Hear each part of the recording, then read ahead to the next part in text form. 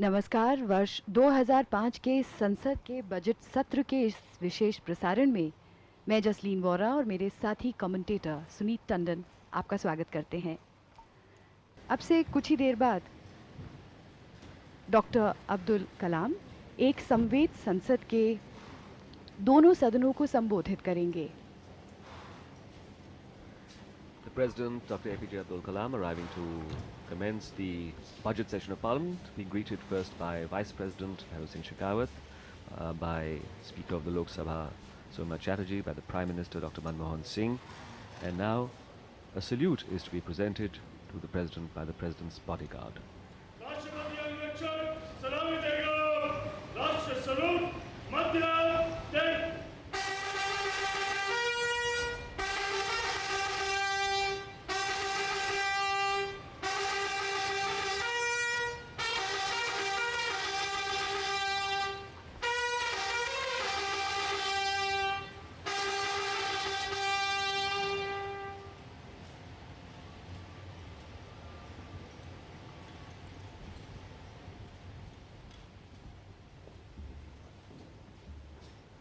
And this is the central hall of Parliament with one of the most magnificent domes in the world. The historic central hall where India was formally handed her freedom by the British, taken by the leaders of our freedom struggle, where Pandit Jawaharlal Nehru delivered his famous Tryst with Destiny speech, the hall where the Constituent Assembly of India met to frame our constitution, which declared us a democratic, sovereign, socialist republic. The President being taken in state on the red carpet towards the central hall, escorted by the Vice President, who is also the Chairman of the Upper House, the Rajya Sabha, the Speaker of the Lok Sabha, Mr. Somnath Chatterjee, and of course the Prime Minister and the Parliamentary Affairs Minister, Mr. Ghulam Nabi Azad. A little statue surrounded by flowers, a statue of a small little forest god sitting amidst nature, surrounded by beautiful flowers and a fountain. Just as no bill passed by Parliament can become an act until it's received the formal assent of the President, so too, whenever a session of Parliament commences in a new year, it is convened and first of all it is formally opened by the President coming to Parliament and addressing a sitting of members of both Houses of Parliament, both the Rajya Sabha and the Lok Sabha, sitting together in the Central Hall. And this is the formal inauguration of the budget session of Parliament 2005, a significant session where the Union Government will be presenting its budget as well. The railway budget will be presented, and then the Union budget. The President chatting with the Speaker of the Lok Sabha. And now the formal procession into the Central Hall of Parliament.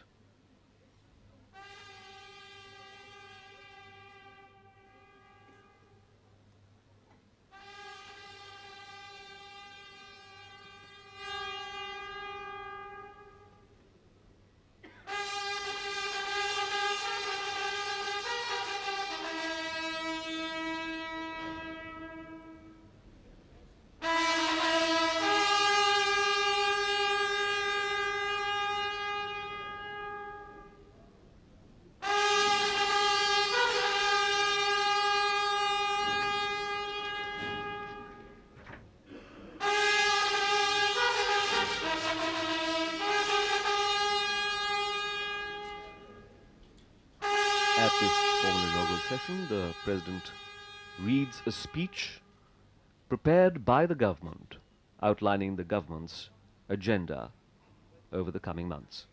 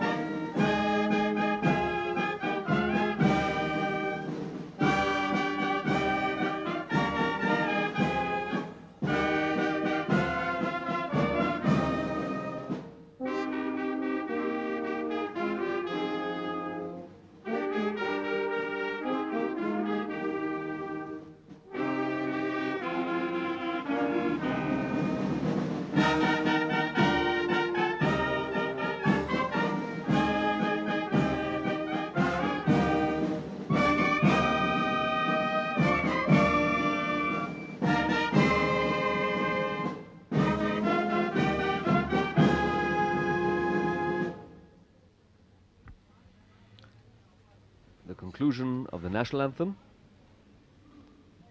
and in just a short while from now, the President will address members of both Houses of Parliament to formally inaugurate the budget session.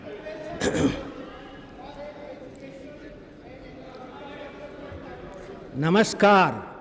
Good morning. Vanakkam, honorable members. Honorable members, I know I am going to be with you for slightly more than 1 hour. I hope you like it. You are going to give me all your precious time. Definitely I am going to convey very important messages on behalf of my government. However, before starting, I would like to convey a small poem which I composed this morning in my mother tongue, titled Naam Engirukkurom, meaning, where are we? Meaning, where are we? Hum kahan hain? Permit me to share with you this poem, which will take just a minute. Naam engirukkurom.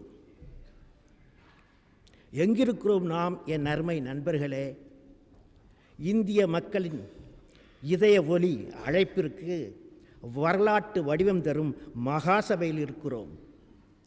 மக்கள் நம்மை கேட்கிறார்கள், மக்கள் நம்மை கேட்கிறார்கள். பாராளுமன்றத்து பாரதத்தாய் சிற்பிகளே, பாராளுமன்றத்து பாரதத்தாய் சிற்பிகளே, எங்களது வாழ்விற்கு வளங்கொடுங்கள், ஒளி கொடுங்கள். உங்களது நல்லுழைப்பே எங்களுக்கு ஒளிவிளக்கு. உயர்ந்திடலாம் நாமெல்லாம் உண்மையிலேயே நீவீர் உழைத்தால். அரசன் எவ்வளியோ குடிகள் அவ்வளியே. வளருங்கள் எண்ணத்தில், உயருங்கள் செயலில் நீர். வாய்மை முறை உங்களுக்கு வழித்துணையாய் ஆகட்டும். நீவீர் எல்லோரும் வாழ்க, இறை கருணையால் என்றென்றும்.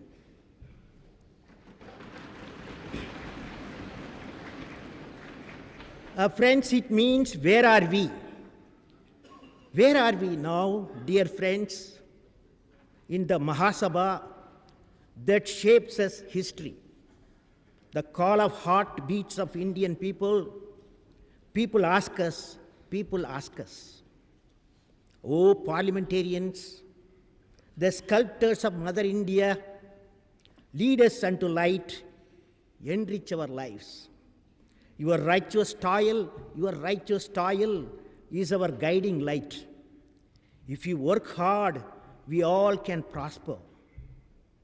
Like king, so the people. Nurture great thoughts, rise up in actions.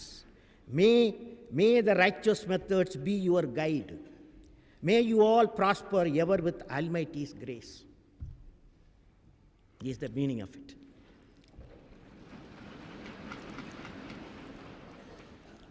Friends, I am indeed delighted to address the first session of both houses of Parliament in the new year.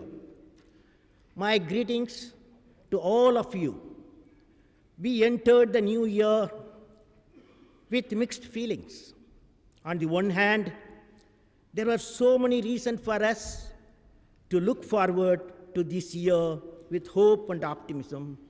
On the other hand, the entire nation was deeply moved by the tsunami tragedy, induced by a major earthquake in the ocean bed near Sumatra.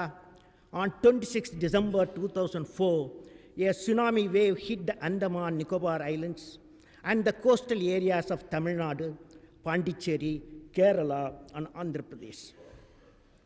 Our hearts reached out to those who saw their loved ones taken away by a killer wave that washed away the lives and livelihoods of thousands of our people. The entire nation shared the agony of those whose lives and livelihoods were destroyed by the disaster. Honorable members will agree with me, however, that silver lining to this dark cloud was the spontaneous response of our people coming to the aid of the victims in their hour of the need. Apart from the fact that the contribution to the Prime Minister's National Relief Fund have been unprecedented, millions of Indians and friends from overseas have contributed in their own way, directly and indirectly, to provide relief and facilities, rehabilitation of the affected people. I must place on record the nation's appreciation of the rescue and relief rehabilitation work undertaken by the state, local governments, the armed forces, and the non-governmental organizations. Given the nature of the disaster and the fact that this part of the world had not been visited upon by a tsunami in the living memory of anyone in this region, there was an element of surprise. This was compounded by the fact that the worst affected places were in the far-flung Andaman and Nicobar Islands. Yet, our response was quick. The Indian Navy, Air Force, Coast Guard, and Central Paramilitary Forces played a heroic role in providing immediate relief, not just to our people, but also to the affected people in Sri Lanka, Maldives, and Indonesia. My government very correctly took the view that the external assistance was not required for the immediate rescue and relief work. This work was best done by local authorities and security forces, and the resources required were available with state and central governments. India thanks all those who expressed their concern and generously extended their help. We are open to external assistance and advice in rebuilding and reconstructing the destroyed economies and ecologies of the coastal region. We must convert this tragedy into an opportunity by modernizing the maritime economy and protecting the coastal ecology. It is imperative that the momentum generated by our response in the relief and rehabilitation phase is sustained in the reconstruction phase also. I hope that we will be able to demonstrate our reconstruction effort as a model of effective, humane, and forward-looking public intervention in disaster mitigation. The government will shortly create a National Disaster Management Authority. A central legislation on disaster management will soon be introduced in our parliament. I would recommend that this authority should have a strong science and technology component built into the activities. We have to develop a long-term strategy in science and technology for dealing with natural disasters and threats to the ecology of coastal areas.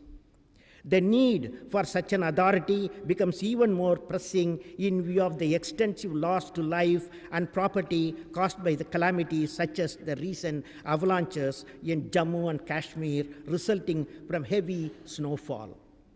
The nation shares the grief of the people of the Jammu and Kashmir in their hour of sorrow. The generous response of the people of our country to the tsunami tragedy showed once again that there has been a paradigm shift in our political and social milieu.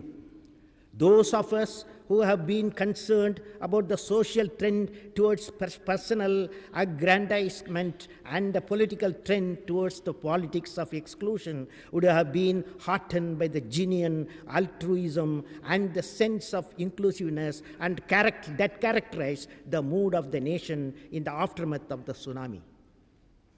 My government is committed to an inclusive society, a caring polity, and a sharing economy. This is the essence of the National Common Minimum Program adopted by the constituents of the United Progressive Alliance and supported by the left and other like-minded parties. The UPA's vital contribution to the nation has been the return of the polity to mainstream of political values of pluralism, inclusiveness, secularism, and economic growth with equity and social justice. The people of India The people of India have repeatedly reaffirmed their commitment to these core values of our nationhood. My government has been able to induce people to refocus their energies on economic development and social progress. Not surprisingly, a sense of optimism now pervades of the country, and we can look forward to a year of improved economic performance, communal harmony, and political stability. All major economic indicators are looking up, and investors have regained their faith in our potential.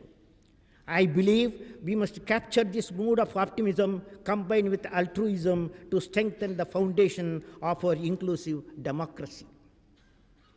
Honorable members, in the span of 3/4 of a year that the United Progressive Alliance government has been in office, considerable time and energy has already been devoted to the implementation of the National Common Minimum Program. More importantly, an environment of social and political stability based on a commitment to the welfare of a weaker section, especially the scheduled castes, scheduled tribes, other backward classes, and minorities, has been created.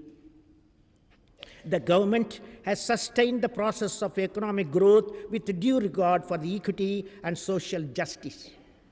It has ensured communal harmony and imparted a new sense of hope to the minorities and the weaker section of our society. My government has infused a new sense of belonging among various disaffected groups, especially in the northeastern states and among the tribal communities across the country.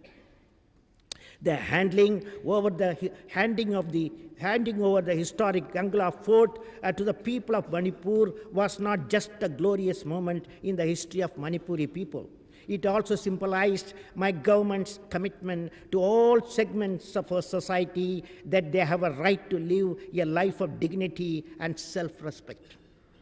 It is with this same message that the Prime Minister visited the state of Jammu and Kashmir to empathize with the people living in the Kashmir Valley and migrant Kashmiri Pandits in Jammu. My government has constituted a commission for the welfare of socially, economically backward sections among the religious and linguistic minorities. The Commission will examine the social and economic status of these deprived groups and suggest mechanisms for enhancing their educational, employment, and economic opportunities. We will also prepare a white paper on the status of minority communities in India. Subsequently, the government will recast the 15-point program for the welfare of the minorities with a view to incorporating program-specific intervention. Adivasis in this country have been leading a life of insecurity in many areas since their property rights have remained unsettled. It is necessary to recognize their need for assured property and land rights in areas they have been residing in for several generations. It is an irony that tribals who have been living in forest villages and have been practicing agriculture on this land for several generations have not been given due recognition of their rights. Their problems are engaging the attention of the government, and we will try to settle the issue of land rights of tribals. The outcome will be beneficial both to tribals and to the goal of our forest conservation. My government believes that it is a responsibility to ensure that the deprived sections of the society are given a fair deal. We are committed to taking steps for their educational and economic empowerment. We should also take simultaneous action to protect their human rights and also free from age-old prejudices. The government will take legal action to ban the degrading practice of manual scavenging, and states would be given up time up to August 2005 to enforce it. My government is equally committed to the upliftment and empowerment of physically and mentally challenged persons. It is absolutely essential that the deprived sections of our society benefit from the growth processes we have unleashed. The government has constituted a group of ministers to engage in a dialogue with industry to explore mechanisms for increasing employment opportunities for scheduled castes, scheduled tribes in the private sector. The government has introduced the reservation bill in Parliament, codifying all provisions on reservation in government. In addition, a committee of ministers of Dalit affairs has been formed to give a focused attention to all issues related to the welfare of Dalits. Honorable members, an important commitment of the National Common Minimum Program that the government has fulfilled has been to hold the price line. Owing to the impact of the weak monsoon as well as the steep increase in the international energy prices, the rate of inflation has gone up in the middle of last year. However, despite continued pressure on the oil price front, a judicious mix of economic policies and administrative intervention has helped bring the rate of inflation down. After rising about 8% in August 2004, the rate of inflation as measured by the wholesale price index has come down to 5%. The rate of inflation as measured by the consumer price index has declined and is significantly lower than the wholesale price index. My government is committed to reining the rate of inflation as it hurts the poor the most. The government's success in bringing the rate of inflation down has been the most important of the many pro-poor interventions. It has been able to make it in the past 9 months. The government will remain steadfast in its resolve to hold the price line and to protect the real incomes of the poor. The control of inflation forms a reassuring backdrop of the revival of investment and business activity in the economy. All macroeconomic indicators are looking up.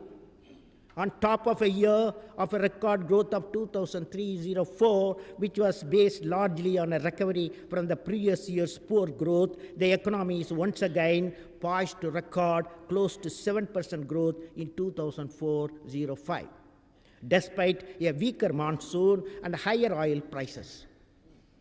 The revival of investment activity and an increase in the rate of capital formations have contributed to an annual growth in 2004-05 of 8.9% in manufacturing output and 8.9% in service sector incomes. Despite a modest 1.1% growth in agriculture production on account of a weak monsoon, food prices have been under check. Foreign trade has been growing at a rapid pace, with the exports rising 25.6% and imports by 37.7% in US dollar terms in the period April-January 2004-05. Investment, both domestic and foreign, has been rising and is a measure of the confidence of the investors in our economy. In order to accelerate investment and activity further by removing policy and operational constraints, the government has constituted Investment Commission. While foreign exchange reserves continue to remain at record levels, the revival of investment activity and the consequent increase in the import demand has stabilized the rate of accumulation. Overall, all macroeconomic indicators are robust and positive, and there is an air of optimism in the economy and the markets. My government will pursue policies that will sustain this recovery and accelerate growth moving forward on the twin roads of efficiency and equity while maintaining a high degree of fiscal and financial discipline. Honorable members, the core commitments of the National Common Minimum Program are the 7 priority areas of agriculture, education, employment, healthcare, infrastructure, urban renewal, and water. My government is committed to giving a new deal to rural India. This new deal involves, among other things, reversing the declining trend in investment in agriculture, stepping up credit flow to farmers, enhancing the public investment in irrigation and wasteland development, increasing funds for agriculture research and extension, creating a single market for agriculture produce, investing in rural health care, education, promoting rural electrification and rural roads, setting up of commodities futures market, and ensuring against risk of farming and rural business. One of the first steps that my government took in office last year was to effect a steep increase in credit flow to agriculture. The entire country was deeply distressed by the misfortune of several farmers in parts of the country, some of whom were driven to desperation and suicide. My government took several measures to address the distress of the affected families and undertook many initiatives to ease the flow of credit to farmers.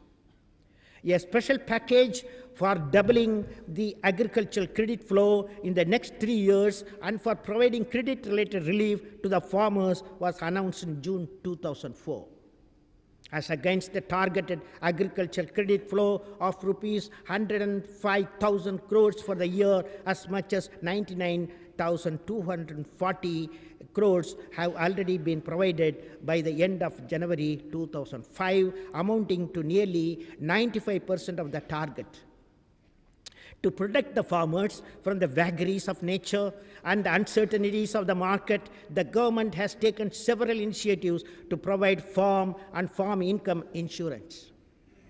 The farm income insurance scheme that was being implemented for Rabi crops is since been extended to Kharif crops also. The modernization of the meteorological forecasting system will also contribute to improvements in our agriculture performance by providing more accurate forecasts of weather patterns. Horticulture is one of the areas identified for priority attention, for which a national horticulture mission is proposed to be launched. This initiative, the details of which will be outlined by the finance minister in his budget speech, has the potential of transforming the rural landscape, also our export profile of agriculture products. The problem of water availability and the utilization in the National Common Minimum Program. Water is a national resource. Water is a national resource. And we have to take an integrated view of our country's water resources, our needs, our policies, our water utilization practices. We need to ensure the equitable use of scarce water resources. I urge you and all our political leaders to take a national and holistic view of the challenge of managing our water resources. Friends, we need mass action for the conservation of water.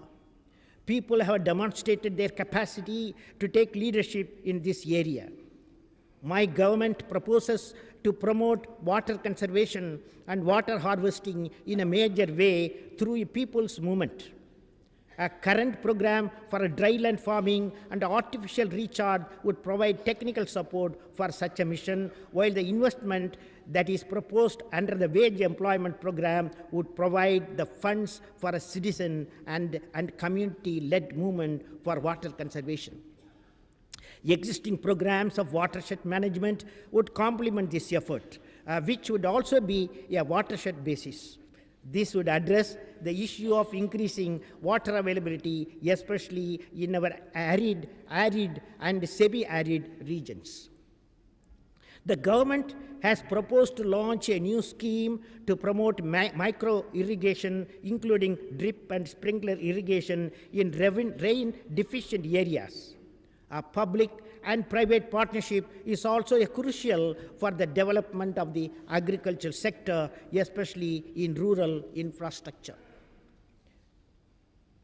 The problems of seasonal flooding in the Brahmaputra Valley and the Gangetic Plains is engaging the attention of the government.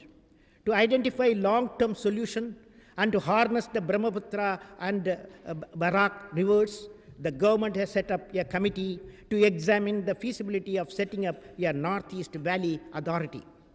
Financial allocations for the Accelerated Irrigation Benefit Program have been increased. The Union Budget 2004-05 has taken steps to support water harvesting schemes for SC/ST farmers.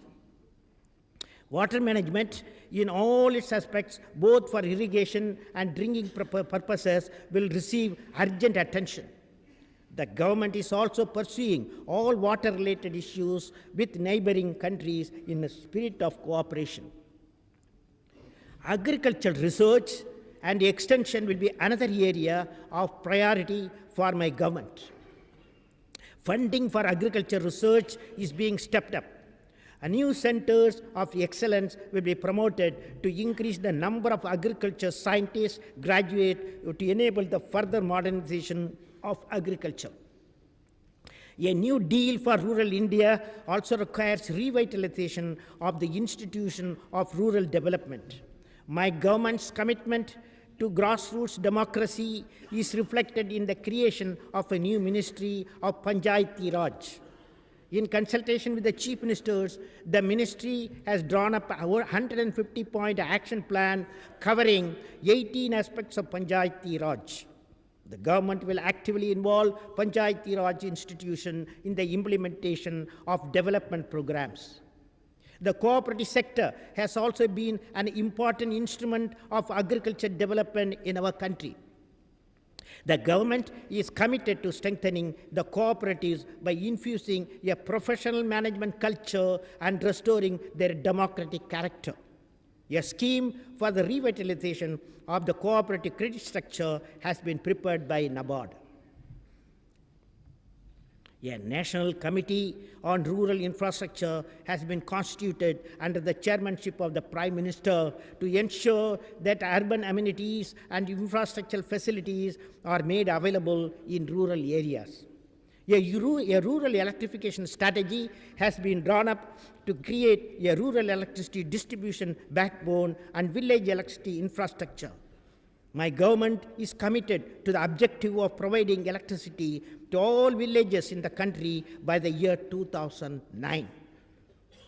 The infrastructure gap between urban and rural areas has to be closed, and employment, livelihood, and investment opportunities have to be made available in rural areas. This will also discourage distress migration to the towns that has imposed enormous pressure on urban infrastructure. We must improve rural roads, schools, and healthcare facilities and public services in a planned manner. There are many other initiatives that my government has taken that will greatly benefit the agrarian economy and people living in the rural areas. These include programs and policies aimed at strengthening and modernizing the rural infrastructure and improving rural health and education. Taken together, all these initiatives constitute a major developmental thrust for our agrarian economy. That India lives in its village may be a worn-out cliche, but it is a reality that we must constantly remember. Until our citizens living in rural India, especially the farmers and the weaker sections, are economically and socially empowered, India cannot shine. My government wants India to shine, but it must shine for all. Honorable members, a second area of special attention for my government is employment. It is a priority for a country in which the share of the youth in our population is rising and will continue to rise for some decades to come. The policies aimed at increasing the investment and stepping up the growth rate of agriculture, manufacturing, infrastructure, and the services sector will undoubtedly generate new employment opportunities. To take care of those who are likely to be left behind by development process and to ensure that there is a safety net, especially in some of the more backward regions of the country, my government has come forward with a National Employment Guarantee Bill. This bill before Parliament will provide legal guarantee for at least 100 days of employment to at least one person every poor household initially in some of the most backward districts of the country. This program is to be gradually expanded to cover all rural areas. In the interim, the government has also launched a national food for work program in 150 backward districts. The program was launched from a backward district of Andhra Pradesh on the birth anniversary of Pandit Jawaharlal Nehru. 50 lakh additional families have been issued Antyodaya cards, taking the total up to 2 crore families. Ours has been a knowledge-based civilization for millennia, yet we remain a country with an unacceptably high rate of illiteracy. Today, our best and brightest are at the forefront of the global knowledge economy, and yet many of our schools and colleges are unable to meet the aspiration of those who seek the light of knowledge. This must change. This must change. India needs a new knowledge revolution, a new wave of investment in education at all levels of the knowledge pyramid, from elementary school in villages to world-class research institutions. My government will give priority to issues of both access and excellence in education. Resources of elementary education have been augmented through education cess, which will form the Prarambhik Shiksha Ghosh. This will enable better funding of the Sarva Shiksha Abhiyan, Kasturba Gandhi Balika Vidyalaya, the midday meal scheme, and nutrition program for adolescent girls. The national mission for Sarva Shiksha Abhiyan has been constituted for the first time. The launch of EduSat, an educational satellite, and of Doordarshan's direct-to-home television facility will enable us to use modern technology in spreading literacy. My government has also given a special attention to the educational development of scheduled castes, scheduled tribes, and minorities. The National Commission for Minority Educational Institutions has been established to safeguard the interest of the institutes of higher learning set up by the minorities. The universities of Allahabad and Manipur are being given the status of central universities, and a special grant has been given to Jamia Millia Islamia. The government has also sanctioned an Indian Institute of Management for the Northeast and has agreed to aid faculty development at Kashmir University. These are some of the first steps taken by my government to improve the educational system. Much more needs to be done, will be done. We need a modern educational system that promotes secular values and creates concerned, committed, and competent citizens capable of meeting the challenges of 21st century. We must inculcate in our people greater curiosity about the world around us and promote a scientific temper.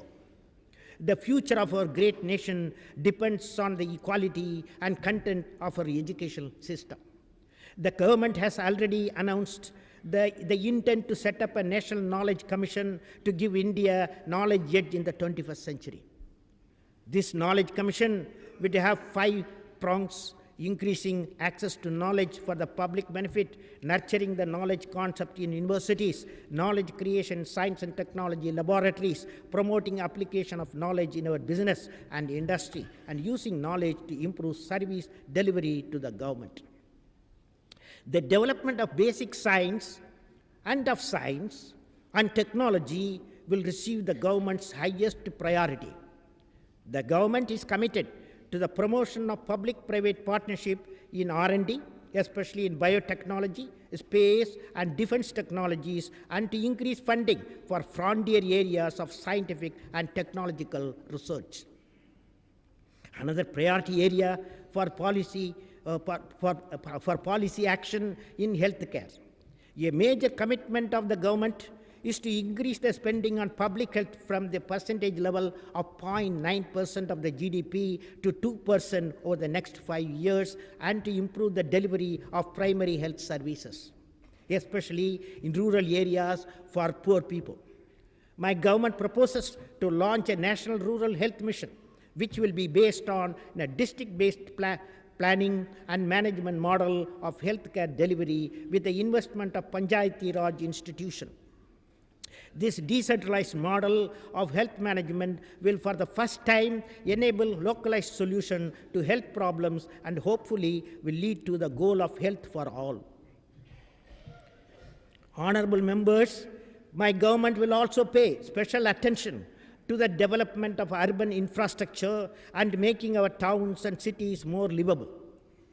For a country where more than a third of the population lives in urban areas, it is time to focus on the task of providing world-class infrastructure and access to basic amenities in towns and cities. This will enable our cities to play the role of magnets of economic growth effectively. A proposed mission on urban renewal will address this need. A key priority area for my government is infrastructure. If the government's objective of enabling the economy to log 7% to 8% growth over the next decade has to be realized, the country will require a massive investment in infrastructure. There is an urgent need to increase public and private investment in power, roads, railways, ports, and inland waterways, civil aviation, and housing. A committee on infrastructure has been constituted under the chairmanship of the Prime Minister. Our economy requires at least $150 billion worth of investment in the infrastructure sector over the next decade to catch up with the East Asian neighbors. The Committee on Infrastructure has already laid down a roadmap for a new civil aviation policy that will improve aviation services, promote domestic airlines, modernize civil aviation infrastructure, and offer consumers wider choice. The ad hocism and lack of transparency that characterized civil aviation policy in the past has been replaced by a transparent, forward-looking policy framework that will encourage new investment in this sector. The government has decided to grant greater autonomy to the National Highways Authorities of India, while taking steps to make more professional and efficient the rate of completion of road construction under the National Highways program, especially the Golden Quadrilateral and the North-South, East-West corridors has been speeded up. The government will encourage public and private partnership in all infrastructure projects. Special focus will be given to improving railroad connectivity in the northeastern region. My government is in the process of setting up an appropriate mechanism for this purpose. Road and rail development in Jammu and Kashmir will also be accorded a higher priority with the upgradation of several historic links such as Mughal Road. The success of our telecom policy over the past decade has demonstrated that the benefits of pursuing a liberal policy in the infrastructure sector. The beneficiary of such a policy will in the final analysis be the consumer. My government plans to increase India's tele-density from a lowly 8.4% today to more than 20% by 2008. The priority will provide both voice and data transmission connectivity in rural areas. The broadband policy announced recently would enhance the internet connectivity with increased speed. This in turn would help our rural areas to take advantage of the benefits of e-governance, e-education, e-health. The digital divide between rural and urban areas must be bridged expeditiously, since it is possible for us to leapfrog into next generation information technology. The national electricity policy adopted by my government will encourage a new investment in the sector, while ensuring that the interest of the consumers, including rural consumers, are also served. The The success of the interinstitutional group in facilitating the financial closure of 11 private power projects with an aggregate capacity over 4,000 megawatt, envisaging funds of commitment over rupees 13,000 crores augurs well for future investment in this sector. The initiatives of my government have significantly boosted the confidence of a private promotion and financing institution in the reiterating their commitment to fund viable private power projects. The public response to the sale of the government equity in the National Thermal Power Corporation, along with the issue of fresh equity bids through an initial public offer in November 2004, bears a great promise for policy initiative in this area. To sustain the anticipated increase in our economic growth rate, we have to ensure access to energy. Energy security is therefore a key national priority. My government has taken several steps, both in economic and diplomatic, and to enhance India's energy security. Public sector undertakings have a key role to play in facing competitive challenges, both domestically and internationally.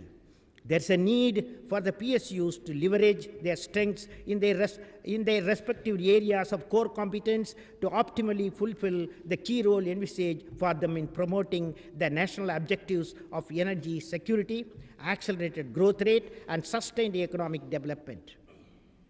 With this in view, an advisory committee on synergy in energy has been constituted. My government launched the 5th round of new exploration licensing policy on 4th January 2005, providing attractive investment opportunities for companies to explore oil and gas. In addition, my government will give the highest priority to developing strategies to enhance our capabilities in harnessing alternative sources of energy for our long-term energy requirements. Honorable members, while these 7 areas of concern to our people will receive the priority attention of the government, emphasis will also be placed on their important sector, especially modernization and development of our manufacturing and services sector. The decline in the share of manufacturing in national income in recent years is a matter of concern. My government has set up a National Manufacturing Competitiveness Council to increase the productivity of our manufacturing sector, which is vital for maintaining its competitive position in the world where trade barriers are being removed. My government will give high priority to the acceleration of industrial development at home. There are immense opportunities in a wide range of manufacturing industries, including textiles, garments, automobiles, auto components, leather, and pharmas that will be tapped. This will receive the special attention of my government. The end of multi-fiber agreement opens a new opportunities for external trade in the textile sector that the Indian industry must tap. The government will take all necessary steps and reforms to encourage investment in this sector. India has enormous advantages in the textile sector, both traditional and modern, and must regain its preeminent position in the world market. The revamping of the Khadi and Village Industries Commission should also help in encouraging the growth of the much neglected handloom sector.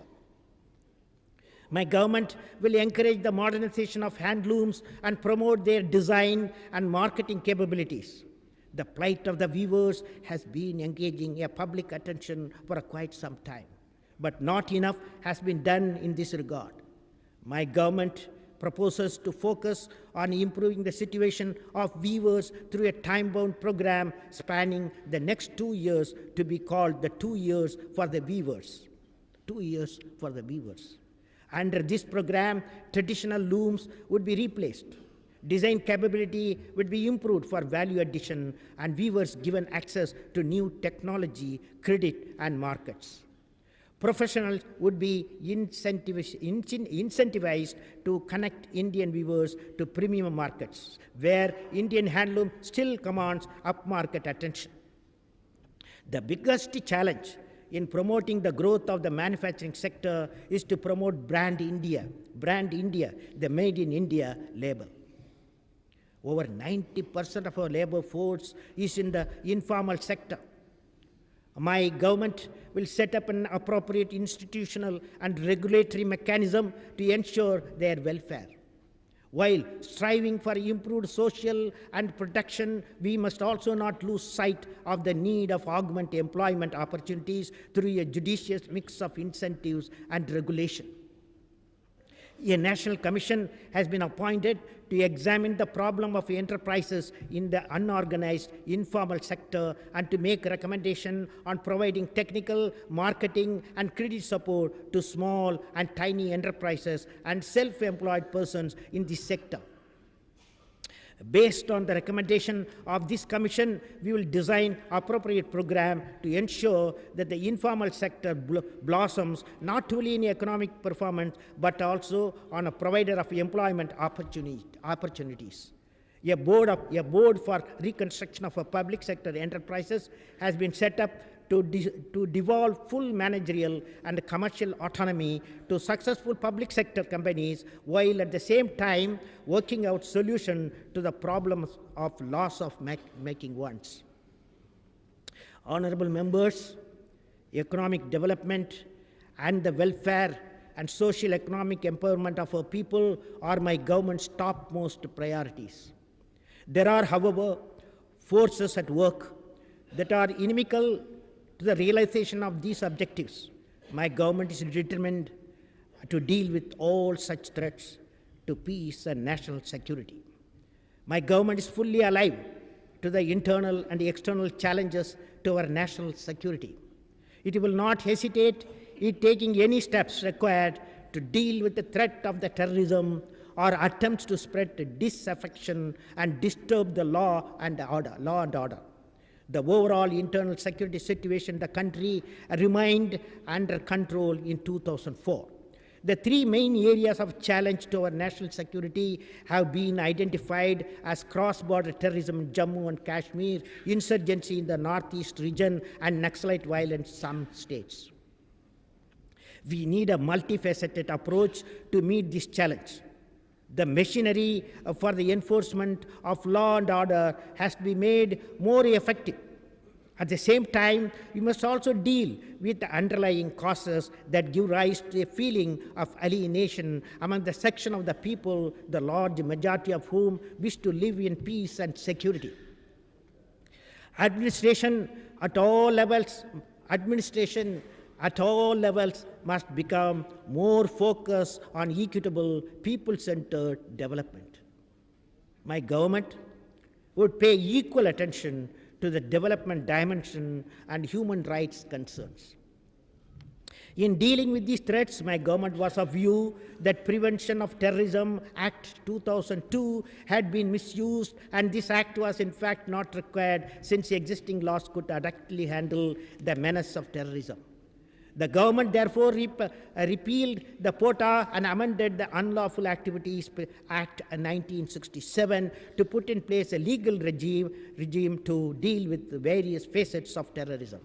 This does not in any way imply a weakening of our resolve to deal with the elements of inimical to our national security. The government will invest in the welfare of our security forces and the modernization of their equipment. Friends, my government is committed to paying equal attention to the genuine concerns of the people and redressing their grievances. It will take steps to accelerate the tempo of social and economic development so that young people in Jammu and Kashmir have ample opportunity to live a life of dignity, self-respect, and prosperity. In pursuit of peace and normalcy, my government has repeatedly expressed its willingness to talk to any group, provided they abjure the path of violence.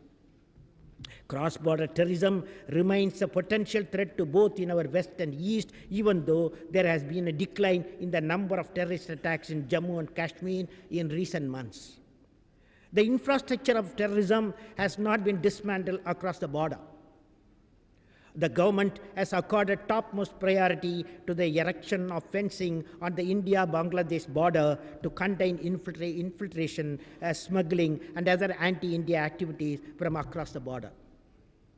Activities of underground groups and ethnic tensions have continued to vitalize the atmosphere in some parts of the northeastern states.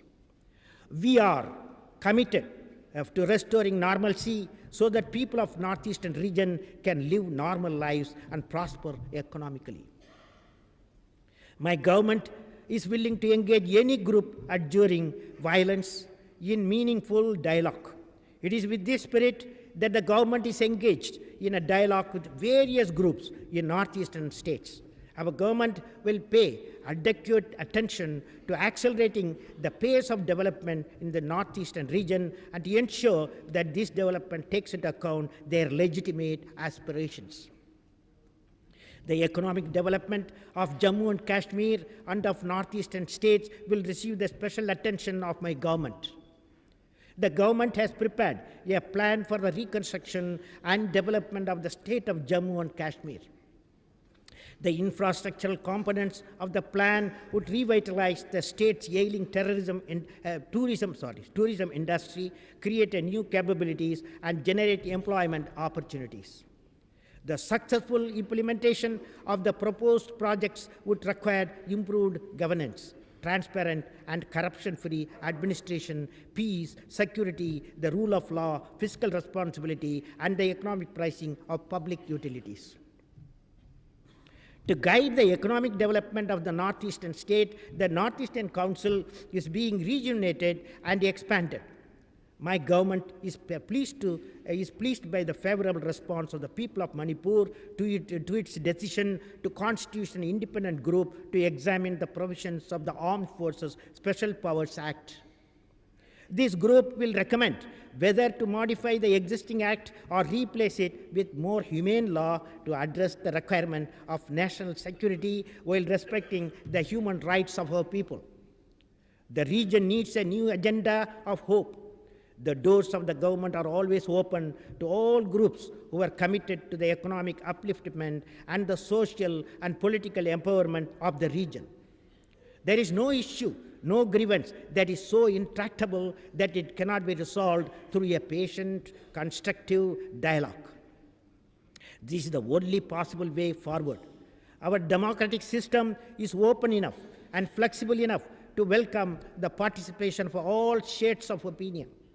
In the final analysis, power in India can only flow from the ballot box, never from the barrel of a gun. My government also remains firmly committed to ensuring communal harmony. The National Integration Council has been reconstituted. A model comprehensive law to deal with communal violence is on the anvil.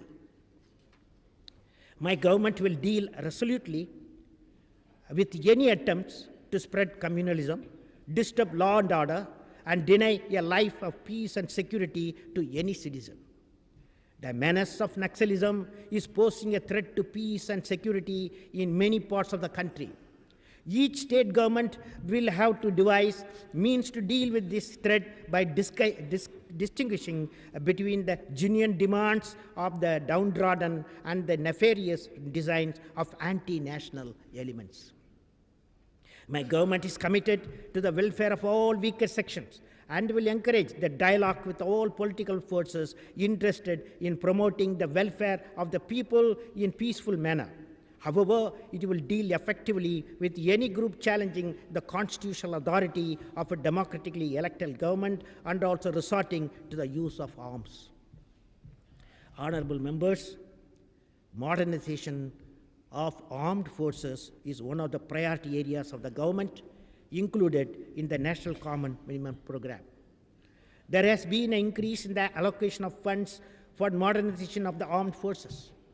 Modernization projects of the Army, Navy, and Air Force are well in hand. A number of new projects for induction of various equipment and weapon systems are in progress. In the Department of Defense Research and Development, 3 prototypes of light combat aircraft Tejas are undergoing flight testing, and have completed 307 test flights, including supersonic flights. The integrated electronic warfare system, Samyukta, has been successfully evaluated and accepted by the Army. Sangraha, as an electronic warfare system for the Navy, has been accepted and production orders placed. The North third generation anti-tank missile and Akash surface-to-air missile have undergone a successful flight test. The supersonic cruise missile BrahMos, a joint venture program with Russia, has been successfully tested for the anti-ship role and is ready for induction. The main battle tank Arjun has been successfully inducted into the Army. As announced in the Common Minimum Program, a separate Department of Ex-Servicemen's Welfare has been created in the Ministry of Defense. The department would give a special focus and thrust to ex-servicemen's welfare. A Ministry for Overseas Indian Affairs has been created to give focused attention to issues related to the large diaspora of persons of Indian origin in different parts of the world. My government is committed to the reforms of government and making it more transparent, responsive, and efficient. A model code of good governance for public servants is being drawn up as a part of a comprehensive reform of administration and administrative procedures. The government will set up an Administrative Reforms Commission to prepare a blueprint for revamping the public administration system. The enactment of the Right to Information Act will empower the citizens and oblige authorities to be more transparent. As a part of the government's efforts to enhance the quality of governance, a number of new initiatives are proposed to be taken to ensure the government functionaries at all levels are properly trained to discharge their responsibilities and citizens have an effective mechanism for grievance redressal. Honorable members, my government's foreign policy is based on the centrality of a national interest in the context of our external relation and the pursuit of economic interest. The government has taken important initiatives keeping in mind the imperative of retaining our freedom of options, remaining alive to our concerns. The government's efforts have contributed in making the international environment for India's development more secure. We have articulated our position and views clearly so that India's foreign partners have a better appreciation of logic of our position on issues of importance to us. My government has accorded primary attention to relations with our neighboring and strengthening SAARC. It is my government's earnest desire to work with all our neighbors to create a neighborhood of shared prosperity and peace. We will reform the importance we attach to realizing the potential inherent in SAARC at its forthcoming summit meeting. Our approach to our neighbors is founded on the conviction that the people of our region have a desire for enhanced cooperation, overcoming perceived barriers and inhibitions. Our effort will be to consolidate and expand traditional friendship while we work to nurture newer partnership. We value our especially close relationship with Bhutan and we will strive to build on this. We have had the privilege of a special and warm relationship with Bangladesh. India was among the earliest to rush relief and assistance to both Sri Lanka and Maldives, which suffered the impact of the tsunami. This area, while we ourselves were coping with the effects of the tsunami in our coastal area and assessing the extent of our damage, demonstrates the importance we attach to this relationship and our commitment to good neighborly ties. The comprehensive economic partnership agreement with Sri Lanka will further deepen our economic cooperation. President Karzai's recent visit will strengthen our participation in Afghanistan's reconstruction efforts. Our relations with Pakistan are of utmost importance in our endeavor to create a neighborhood of peace, stability, and prosperity. We are engaged in a serious dialogue with Pakistan, have taken several initiatives in furtherance of that. in proposing a range of steps, including confidence-building measures that may be taken in the near term, leading up to longer-term economic cooperation. We are responding to the felt desire of our peoples. However, the process of normalization is critically dependent on Pakistan fulfilling its assurance that it would end its support to terrorist activities. India-Pakistan process was recently taken significantly forward. An agreement was reached to start a bus service between Srinagar and Muzaffarabad. It was also agreed in principle to start bus services between Lahore and Amritsar, including to religious places such as Nankana Sahib. Pakistan also agreed to work towards early restoration of Gorakhpur to Munapao rail links. These measures would enhance people-to-people contacts, which have also provided valuable support to the present process. Our relationship with Nepal will continue to receive high priority, and remains our view that problems of that Nepal faces today can only be addressed by a constitutional monarchy and multi-party democracy working together harmoniously on the basis of a national consensus. India has expressed grave concern following the dissolution of the multi-party government, declaration of an emergency, and the arrest of political leaders by His Majesty, the King of Nepal, on February 1, 2005. We greatly value our relations with major economic partners. India-US relations are on a steady course as they draw on the enduring affinity between our two countries as democracies and strategic partners. We will continue to build upon a convergence in this relationship, strengthening our bilateral economic interface and the vibrant people-to-people contacts. Our ties with the European Union and its 25 member states have expanded steadily, and on our part, we will work to add momentum to the strategic partnership on which we have embarked, including at the next India-EU summit in New Delhi this year. We value our time-tested and strategic partnership with Russia, while was strengthened by the recent visit of the President of Russian Federation. The depth of our cooperation illustrates the priority we attach the deepening and consolidating this important relationship. My government has sought to accelerate our dialogue and engagement with China, and we look forward to the visit of its premier as an important bilateral landmark. The Look East policy has substantially strengthened our linkages with Japan, the member countries of ASEAN, and the Republic of Korea. We expect the forthcoming visit of Prime Minister of Japan to be a significant event in our bilateral ties.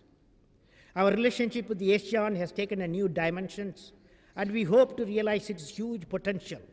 India's effective presence at the ASEAN Summit in November 2004 and the success of the first BIMSTEC Summit in July 2004 helped us to forge closer links with Eastern neighbors. The convergence of our foreign policy and our domestic needs is striking in the context of our energy security. My government will give full importance to synchronizing our diplomatic activity with our need for energy to fuel our development needs. Our established and traditional interest in West Asia, the Gulf and proximate regions, including the substantial presence there of our citizens, shall continue to be reflected in our interactions. We remain committed to the efforts of the international community in finding a just and durable solution to the problems that have faced the Palestinian people, so that they may achieve a state of their own. At the same time, we attach high importance to our friendly relation with Israel, which we hope to strengthen and diversify. The forthcoming 50th anniversary of the Bandung Conference will be an important occasion to recall an historic initiative taken at the time when the process of decolonization was starting to gather strength, and which prefigured the values of the non-aligned movement.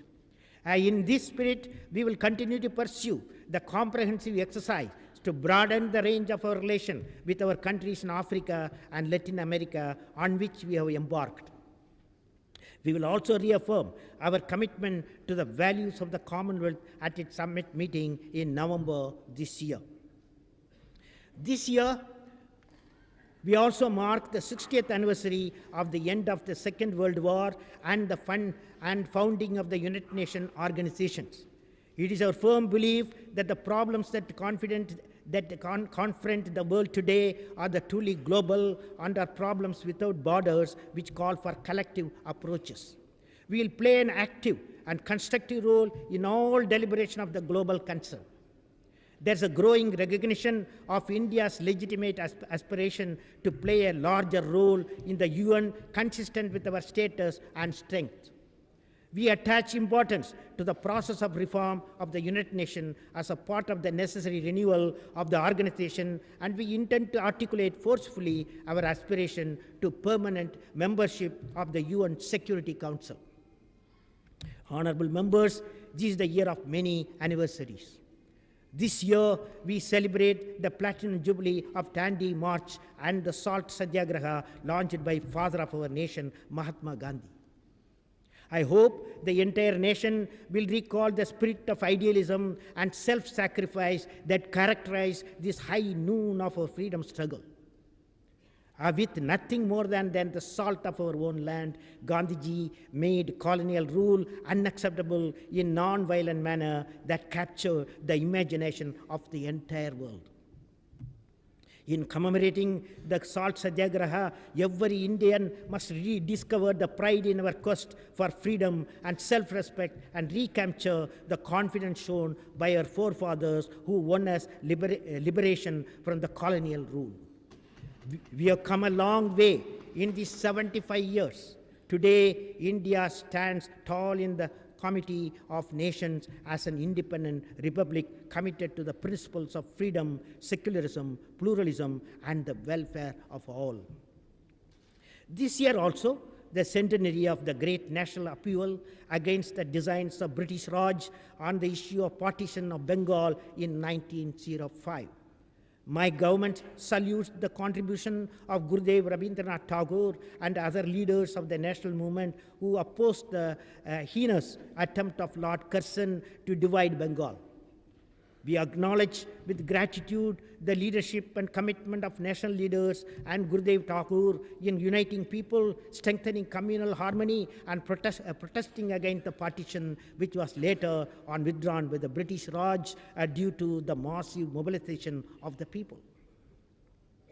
Recently, the country celebrated the 150th anniversary of the India Post. In a fitting tribute to the India Post, the government recently took initiative to market the .in domain. I hope honorable members who have their own websites will now switch to the .in domain. This year marks the 125th birth anniversary of the renowned writer Premchand.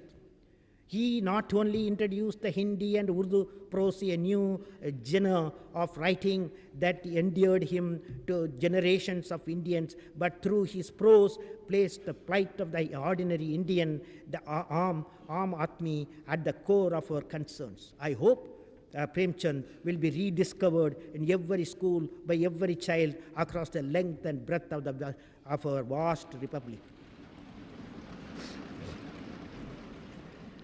The year 2005 marks the 50th anniversary of the death of Albert Einstein and the 100th anniversary of what is often called his annus mirabilis. That was the year when a 26-year-old patent clerk published 3 of his 4 greatest works, including the theory of relativity.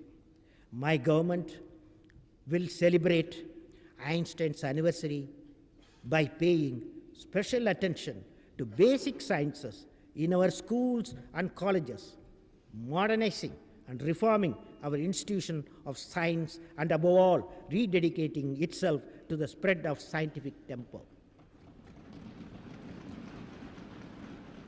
I am sure honorable members will join me in expressing our admiration for the energy, enthusiasm with which our young women and men are participating in an increasing range of sports and winning laurels for the country at home and abroad.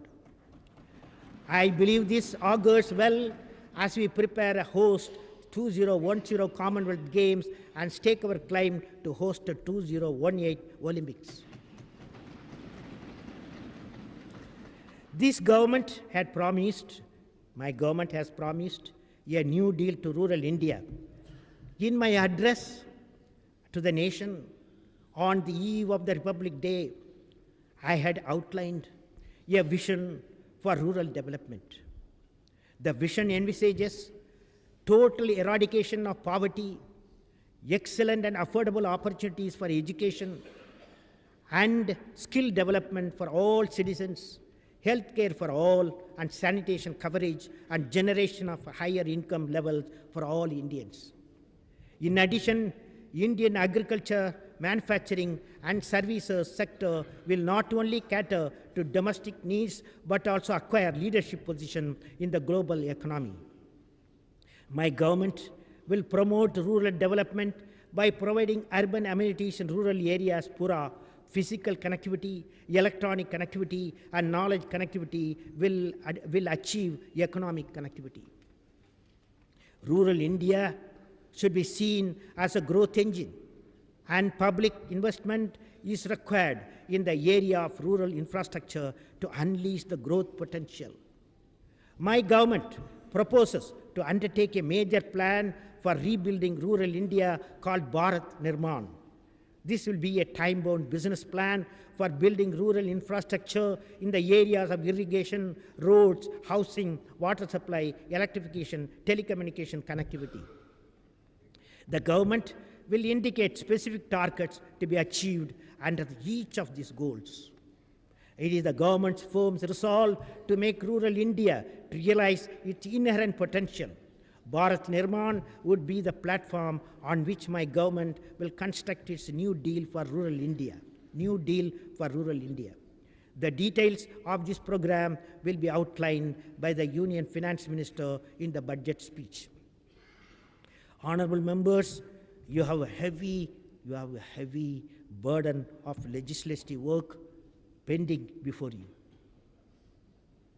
This session will discuss the union budget and other legislative business. There are several important bills at various stages of deliberations awaiting your consideration. The people of India anxiously await your views and your decision on this crucial economic and social legislation. I urge you, honorable members, to repay the trust, confidence that the people have reposed in you by dedicating yourself to the orderly consideration of these bills.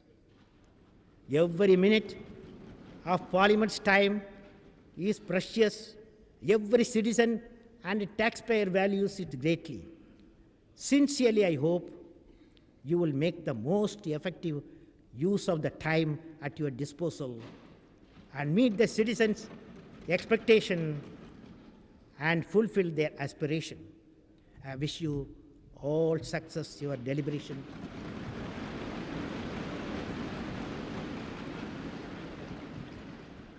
खत्म करता हूँ अब दुआ पे कलाम। तुम सलामत रहो हजार परस, हर परस के हो दिन 50,000। जय हिंद।